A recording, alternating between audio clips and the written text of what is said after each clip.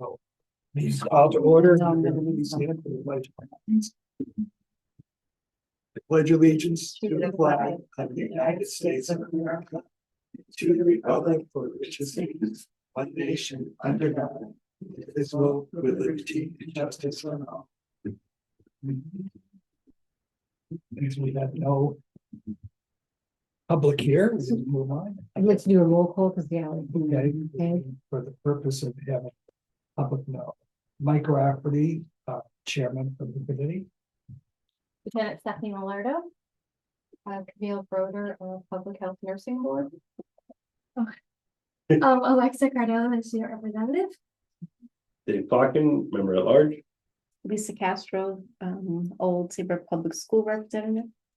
Jessica Wood, program coordinator, youth and family. Heather McNeil, director. Brittany Eckert, program coordinator. Right what I was doing. Thank you. I hope everybody had a chance to review the minutes. Are there any questions? Motion to accept them as typed by Angela. Motion. Second, I'll second. any discussion? All those in favor, please say aye. Aye. Opposed? Thank you, Angela. I wanted to mention also for the recording, Jeff Carter, co-chair, is online attending virtually. Okay. I had the privilege, and I say that seriously, to be a listener to the presentation last week to the Board of Finance and Selectmen. Heather did an excellent job. Angela spends lots of time, kudos to her, but yeah, that's a hard thing to do. And unfortunately, Heather did not feel well, so she had to do Zoom. So it was that much more difficult, but it really, the whole presentation, and I assume you like went through them all. Sue Consolis, who did a nice job, but Thank you. yeah, our part of the budget for the youth service is very complicated because of all the grants. And Heather explained that, and there were minimal questions, if any. And so I'd like to commend her. Also, I'm awestruck every time I get something on my phone. I think it's something. They sort of program something. I think the activities, go through, take the time, but all the stuff that you program is so great for the different grade levels and connecting, getting the kids and sheets to connect to each other outside, even if it was a program in school, but outside of the norm. And I think that's so important, especially right now because of what's going on in our world. That's all I'll say. It's very important for kids to develop mentally from preschool all the way. And I love the idea of the bilingual because I think that's very, very good for all the kids to realize that's a reality. And we look forward to having a busy February. And I'll turn it over to Heather for her. Right. Thank you, Mr. Rafferty. I'm actually going to start by turning it over to Brittany Eckert and Jessica Woods to speak about some of the programs and initiatives that are being planned and currently available to students. You're okay. Brittany's gonna talk about the prevention side of things. I'm gonna talk about what we've been up to in the schools. So the first thing I want to report on, I just started a group called Mission Ready with the help of Brittany and our intern David, which we're focusing on 4th grade life skills over at Goodwin. We've heard that there's definitely a need with that age group, especially entering the middle school and 5th grade. So it's kind of supposed to be just a fun way to work on life skills and kind of get the kids thinking about stuff like that, but not so much in a boring way, quote unquote, like doing fun activities. So last week we took them for pizza at Fiore's and we worked on like manners and just, how to be in public and how to be appropriate in a restaurant. This week we're going to Gladeview to do a craft with the residents over there. And then we're going to go to the firehouse next week and they're going to do community interviews with the firefighters. And the last week we're going to go to the middle school and they're going to do like a locker opening relay thing and talk to some teachers and 5th and 6th grade students. So I'm really excited to see how that turns out. And then as for trips and other activities, today we had Zentangle Valentine's at the middle school, the 3 of us, which went really well. We have Safe at Home next week, which is with 5th through 8th graders to talk about staying home alone for the first time. Next week, we have a bowling half-day trip on Friday the 13th. We have Chili Fest in a couple weeks where we'll be tabling with a lot of prevention information. And we're also going to do face painting at the 8th grade carnival at Park and Rec on Mardi Gras during the school day.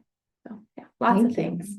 And I just wanted to mention that the Mission Ready is going to continue through the summer as well, and then into 5th grade next year for the same group of kids. So it'll be an ongoing focus for the agency.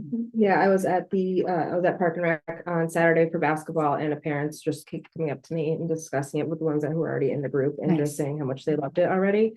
So they're very excited, and then other parents are like, so wait, how do we do that? I'm like, we have to wait a little bit, but yeah. But it's great. It's a great process. It's filled up very quickly, so it was awesome. So some past events, we did coffees with the counselors over at the high school, providing information to caregivers about some substance use and prevention. It was a really hands-on experience because I brought products and ways that potentially these can be hidden. So it gave parents an idea of what like a mock bedroom is, and they kind of got to look through it and kind of get the hands-on experience. And that went really well.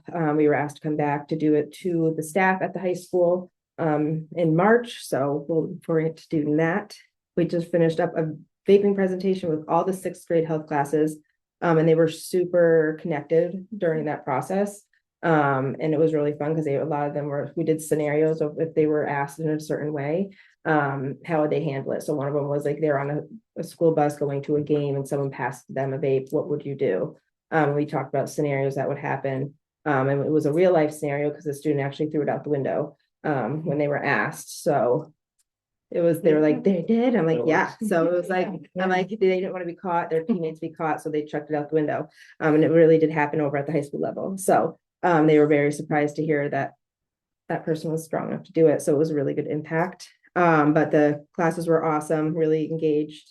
What we have coming up is quite a bit from a vaping presentation with the YPAC students over at the middle school for the PTO meeting. They'll be also doing like a little panel for parents to ask questions. And we're trying to meet parents where they're at because asking them to come out for an additional presentation might be a little bit difficult. So we're trying to find ways to where everyone's already meeting. On March 10th, we have potentially an IPCAA, which is our domestic violence group. Lots of acronyms. Hopefully a speaker to come in. She is working on her write-up right now for you for the approval for admin, talking about her life experience. And then March 23rd, we have a gambling presentation with the CCPG, which is the Connecticut Council for Prevention Gambling at the high school in the health classes. And then the 31st, substance exposed children virtually from 9:30 to 10:30. This will also be all in flyers eventually. And then we have April 4th, Kratom, a virtual presentation from 9 to 8 p.m. We are currently also working on PSA for our fantastic new drug take back box. So we're super excited to partner with the police department with.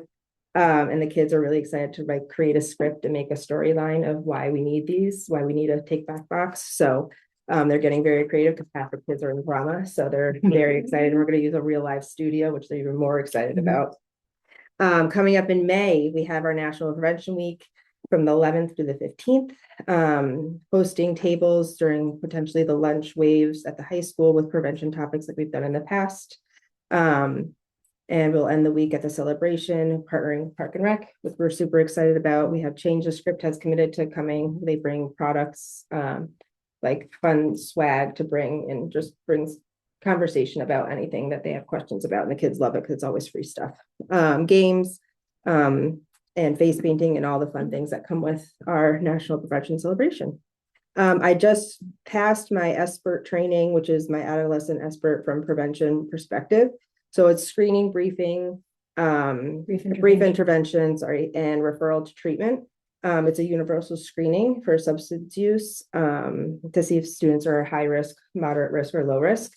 It's a very quick process depending on how they screen. So that went well, and I just finished that up and still have another course to do and then be officially certified. So I think that's it. Okay, well, that was funny. Thank you. Thank you. And Thank you. And I wanted to mention to anybody who's going to be at the Chili Fest, our table will be in front of Jazzercise, and the Masons are making the chili that we'll be serving at that table. We do have to come up with a name for the chili, so if anyone is inspired before the end of the meeting and would like to tell us a name for a chili that goes with the agency or prevention, let us know, and that would be great.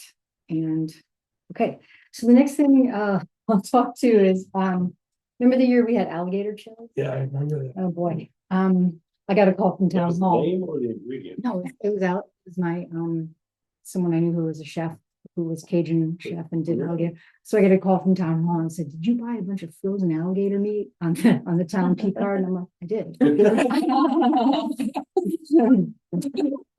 That's funny. You still work. Yeah, I'm like, yeah, it tastes like chicken. Yeah, so the legislative breakfast was very well attended. It was a virtual meeting, and Devin Carney was there. Norm Needleman came on, all the regional directors that I work with all the time. And we were able to really give them a lot of information about some of the current challenges that our system is facing. And I didn't do a great job of explaining it to you the last time, so I have a better way to do that this time. So our main grant comes from the State Department of Education, but it's actually under DCF now. That moved over there about 3 years ago. And with that has come kind of an increase in the responsibilities that they want us to take care of as they've offloaded it from the state level. So juvenile probation and juvenile matters at the court have come down to youth service bureaus. We were already doing the diversion piece of it, but they've added even more to that. They haven't increased the funding to youth service bureaus since 2019. And as you all know, in the past 6 years, our costs have continued to rise, and then they've added more work. And I know that's nothing new for you guys to have, more responsibility with less funding. But this was a very concentrated effort to get them to consider the kind of work we do and the kind of role we fill, or that they want us to fill, that really no one else is meant to. And I think that, they heard that loud and clear. We have a lobbyist who's at the legislative building who really works tirelessly for this. But how that impacts us on the local level, and I spoke to the Board of Finance about that, is that, the amount of work that we do in different places, primarily our biggest partner is the school district, right? And so going to the school district to see if there can be an increase in what they provide to us on an annual basis too, to help offset some of the shortfall that we might experience. So on the budget, and you don't have to pull that out, but our operations have remained the same. There's a 4.4 increase in our salaries, and that's due to contractual obligation. And then in benefits, it's gone up 7.8%, which is high, but again, that's not anything we have any control over. But the way our budget works is any shortfall from here comes out of a line item related to donation. Yeah, an income fund. So we generate revenue through our clinical services. But if we continue to be short, then that will deplete that fund. So we need to begin to balance it out in some ways. And that's one of the reasons why they lifted the residency requirement for clients. And we've already seen, I think we've gotten 5 new referrals just in the last 10 days. So that will definitely have a positive effect. The DCF grant, the largest one is $37,000. And then we have opioid settlement money that we can utilize a percentage of that for your salary and part of my salary. But overall, we spend more than 10% of our actual time within the school. And so looking at kind of our salary and then 10% of that to be asking for the school district to consider. So if there's any ways that we can, that either of you who work with the school can think of how to word that, I'm open to being coached for that. I know that there's so many priorities within the school district, and I'm not saying one is more than the other. I just, I think it's a legitimate ask for us to have that conversation. The Board of Finance presentation went well. We didn't really get any questions around specifics in the money, but they wanted to know a little bit more about the ages of first use for substances in the community. And I reported that the survey had indicated there was nothing alarming really about what we learned about Saybrook. But Brittany had just mentioned Kratom, and I had heard on the local level that was kind of raising its head at the high school level. And of course, it's very readily available. So I asked Jess to reach out to a guy that I'd seen at an online training, and she was able to connect with him and have him provide a training on that. Because I think a lot of parents, these are probably things they haven't heard of, or they may not really understand that you can get it at convenience stores or gas stations. So a lot of our prevention work is really just information and education. And we're always thinking like, what would draw a parent to attend something like that? Unless you had a problem, you might not. So, we don't really know exactly the best way to get the information into the hands that it needs to be in. So, any feedback any of you have around that is helpful. I'd like to ask a student, and I put you on the spot because you're the only one here, but when you think about how you get prevention messages, and actually Chris Heron, the assembly you had on Friday, is a perfect example of how do you get information about substance use prevention, and what seems to resonate the most with you? Do you have a sense of that? I feel like that, especially the assembly we had last Friday, was like, I don't really have any word. It was an amazing thing that happened. It had an impact on every student in different ways. Mm-hmm. He connected it more than just about substances, but also aspects of personal life that more people could connect to. Mm-hmm. So I heard a lot of positive feedback Okay. about that. And Okay. even like going up till now, like people were talking about it today. Mhm. It was really big. Good. Okay. Do you have like a particular thing that struck you in his story or what he shared that you could tell us? Well, in the past, just like thinking back to like my whole school career, like we've had speakers come in and tell us about their stories and be like, don't do drugs, don't do this.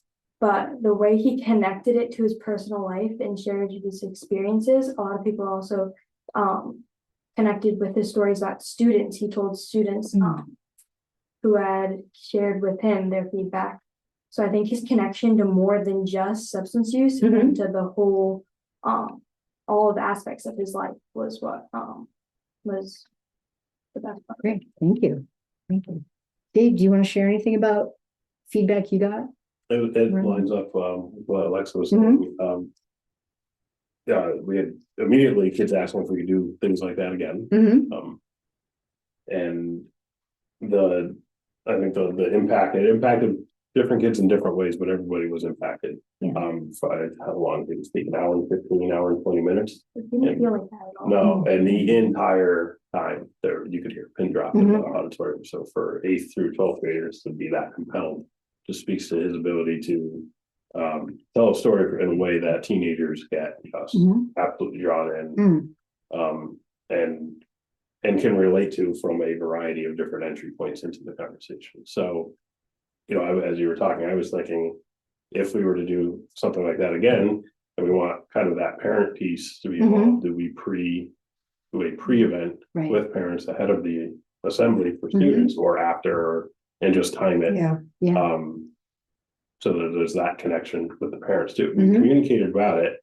We got a lot of positive feedback from parents too, but I think if that could be a way to involve them in that process and in that conversation too. Okay. PTO meetings well attended in the 3 buildings. Do they do programs at all? Well, I know at the high school level. I don't know about The middle school, I'm the vice president, so they we finally have gotten it back up and running. It was very slow after COVID. And now we're starting to get we have about 10 people, which is pretty good for the middle school. Good when it's like 20 plus. Yeah. The amount of That's pretty typical. Yeah. If here could get programmed, at the end of a meeting or beginning of a meeting, what's best time for parents to come. Yeah. Might be at least a step to get them going. Yeah, so that's why we're excited to do the vaping presentation right before the PTO meeting on Monday. So we'll go from there straight into the meeting. And I'm presenting to the PTA on Thursday. Okay, great. Historical when I was principal at the middle school, I had parent council, which was totally separate. Mhm. In that we talked about what's going on and, ideas both ways. We shared, and I thought that's an avenue, if that's something, I'm certainly not saying it should happen the same way, but more that parents can come into the building, the more they'll get used to coming. Yeah, copies with the counselor was really good. I mean, it was a very small number that appeared, but it still hit home and we were able to have an intimate conversation with just the couple parents that were there. But it had. It's also a very scary topic. Prevention's a rough thing to talk about sometimes because it's a fearful thing. So I think always finding the right words and how to portray it is. But also be an opportunity for the here to share the results of the survey of the kids to, direct, the parents to hear direct. The middle school has monthly walkabout, they call it, and the principal and the associate principal will have parents volunteer to come in and would like to have a tour, and talk about whatever they would like to talk about. Okay. So it, to your point, brings families in without anything big and scary. It's almost their own agenda. Okay, just another thought is before athletic events, even like if you have some of the stuff set up at a table that people, Yeah. When I started, That's a really good I idea. planned a 7 o'clock in the morning, 9 o'clock, noon time, 3 o'clock, and 7 at night. And no one came. Those people would leave. So that was like, I tried 3 months. No one came. I said, that's it. We'll do. I think that's how we met. Yeah. Was having That's a long time. there. But it really, it preempted. They knew that we were trying to reach out and I listened and all that. I'm just sharing. Yeah. Okay. I wanted to mention I'd gotten something from central office, because they're working on the 2026 and 2027 calendar. And they're trying to, you got the same email, right? Yeah. They want to know about, aftercare coverage on scheduled days for Goodwin students. And, so I was hoping to talk to you at some point just about how we might be able to partner to do that. Some of the options, we already do with the half-day programs and whatnot. We're not able to accommodate like 40 or 50 students though, and I think that that's part of an issue just in terms of space and staffing. But maybe if we do something together, we could do that. So I did see Pam and I told her I was going to see you tonight. So, and then youth diversion team mandates and training that has to do with the youth diversion related to school attendance, but also juvenile diversion, formerly juvenile diversion. So Adam was at a training today and Trish and Adam are going tomorrow. And did you have someone? Yep, I was there. Okay. Yeah, so we did a good training today. We'll have it tomorrow out talking about doing the youth diversion team and engaging the victim and having maybe the youth that not necessarily the offender or the person that did something gets to meet the victim and speak with the victim and how more impactful that is. So kind of talk about that instead of like the punishment, community service. Right. More restorative. Yeah. And finding that community service isn't doing anything unless it's related to whatever was done. So we had a lot of information today. Learned about another DCF grant when we have that up and running. That's always a possibility too if something's damaged. And then other families don't have the money, so they end up being a victim as well because they don't have the money to pay for the damage. So talked a lot about that. Okay. Good class. Okay. And I did speak with district leadership yesterday, and so we will be more involved with the attendance piece at school too. And how I described it is there's always an informal process that, someone will call and then we'll run over, but just wanted to formalize it a little bit because I have to report on some of that for the state level. So, so maybe we can just do updates from sectors if you'd like to speak to anything else from the police perspective. So, just working on the youth diversion team. I have Officer Amanda Kostick helping me with that too. So I'm gonna get her on board. The drug box, I'm not sure it's about to be, if it's installed, it might have been installed already. Okay. But it's there. We have the placement, so almost Great. done. Is it right at the PD? Yep, right at the PD, right when you walk in the first door. It's right there. So I know it might be installed properly. or is about to. Yeah. But I helped put it there.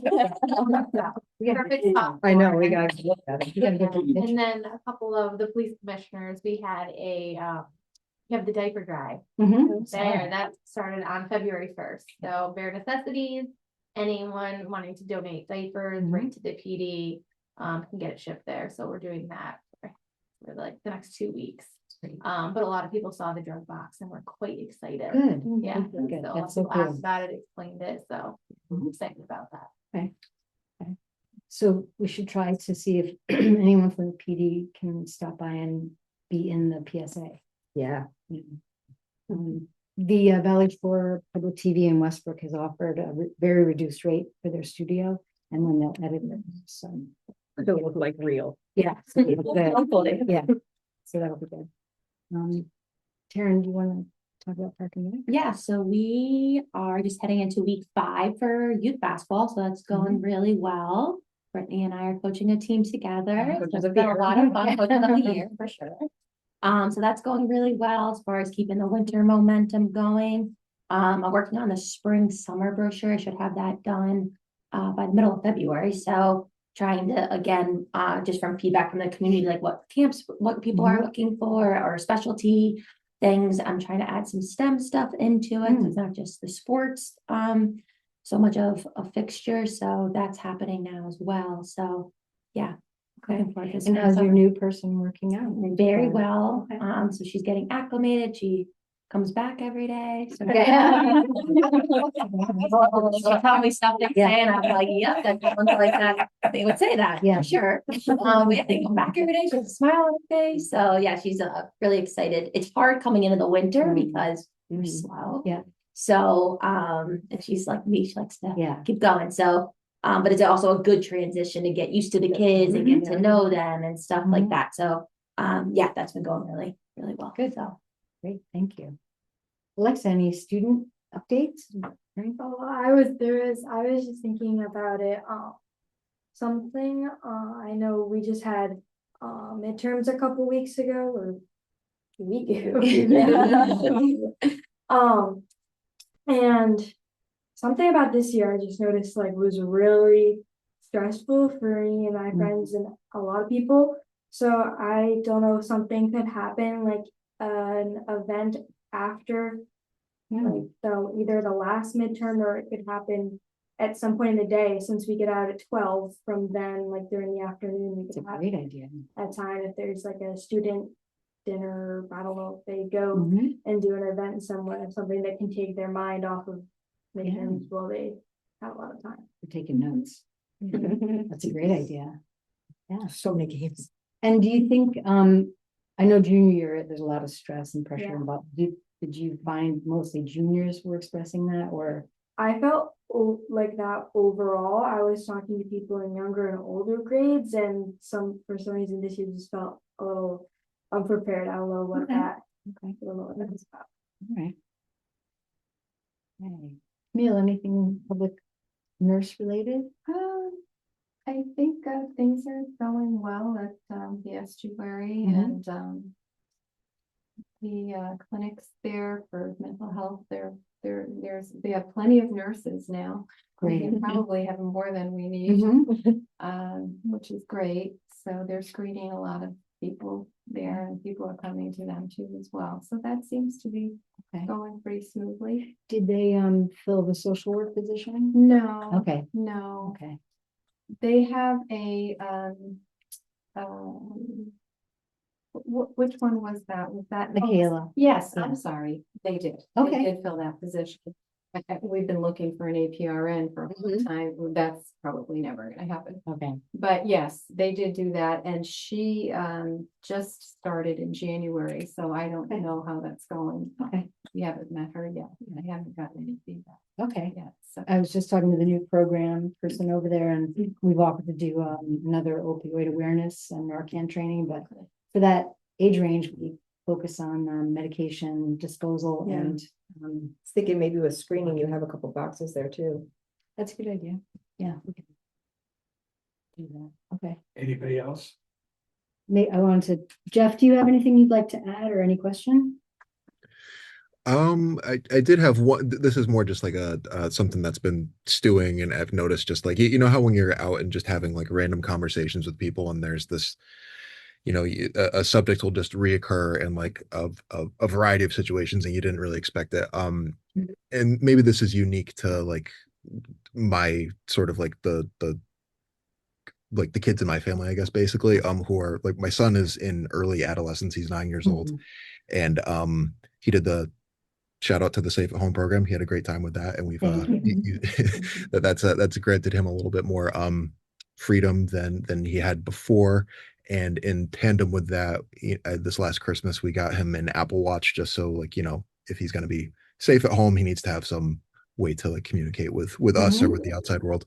And I've noticed like a lot of parents of you know similar of like a similar cohort are sort of like grappling with the issue of like, do I get my kid a phone? Is it too early? Is it you know when is it too late? Like, do I get them a watch? Do I get them a flip phone? I mean, I was at the barber shop and there was a woman there who mentioned, you know, she has a couple of older kids and a couple of younger kids.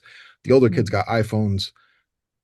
In the period in between sort of came to further understand the ramifications of like what happens when you have an iPhone in your life. So her younger kids got flip phones.